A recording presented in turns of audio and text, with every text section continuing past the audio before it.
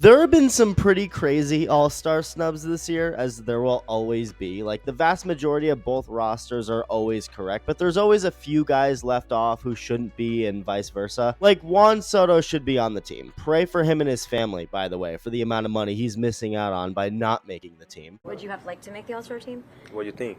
I don't know. Some people want to take vacation. I mean, I think it's a lot of money on the table if I make it. Excuse me, everyone. Sacks! Now that I have your attention. You don't have our attention. Money! I'm listening. Randy Arozarena just replaced Julio Rodriguez on the roster, which is pretty crazy when George Springer exists, and especially crazy when Cedar Rafaela exists. I love Randy, but respectfully, look, the point is there have been some controversial picks here and there until now, because we might have just gotten single-handedly the biggest controversial all-star pick in baseball history. I'm not joking. Really quick, if you're part of the 57% of viewers not subscribed yet and enjoy the videos, consider hitting that button, as Jacob Misiorowski has completely burst onto the scene this year with the Brewers. And if you're not familiar with who he is, think of basically a taller, much lankier version of Paul Skeens. I mean, people are already making fake news reports of Livy Dunn leaving Skeens for him. Basically this meme. On to bigger and brighter things. No, Skeens has been amazing. Pittsburgh doesn't deserve him, but Misiorowski is insane. Bro throws a 96-mile-an-hour slider. Yes, his slider. So you can only imagine how hard his fastball is, especially with how tall and lanky he is. So his extension is crazy, meaning he's able to release the ball closer to home plate. So a flaming fastball looks even harder than it already is. It's the whole thing.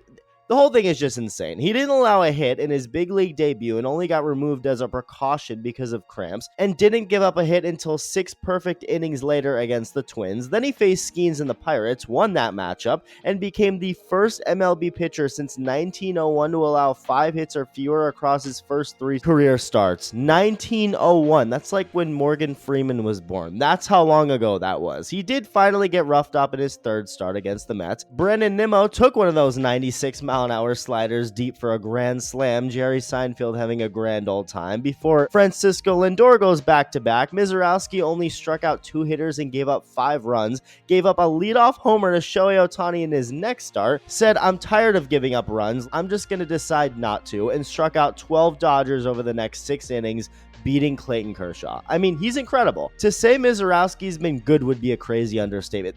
That would be actually controversial to say. And here's what's also controversial, though. After Cubs pitcher Matthew Boyd opted out of the All-Star game because he won't be able to pitch in it, Jacob Misiorowski just got named an All-Star to replace him, which is insane.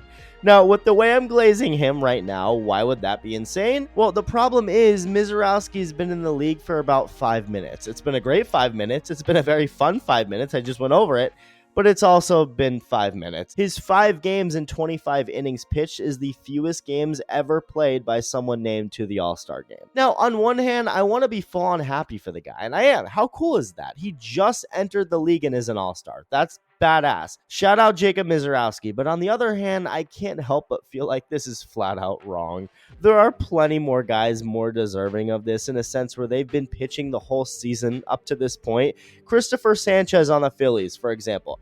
Slam dunk option, he should be the one taking Boyd's spot. Nick Pivetta in San Diego, Spencer Schwellenbach in Atlanta, Clay Holmes in New York. I mean, these 3 alone are all more deserving based off who actually has been All-Star worthy for the first half of the season. Misiorowski's only played 5 games, forget anywhere close to a half of a season, so I'm conflicted. As cool as I think this is for him, and I really think it's awesome, it just seems unfair. I know life's unfair, but it just feels weird. Let me know your thoughts, and thank you for watching. Love you. Bye.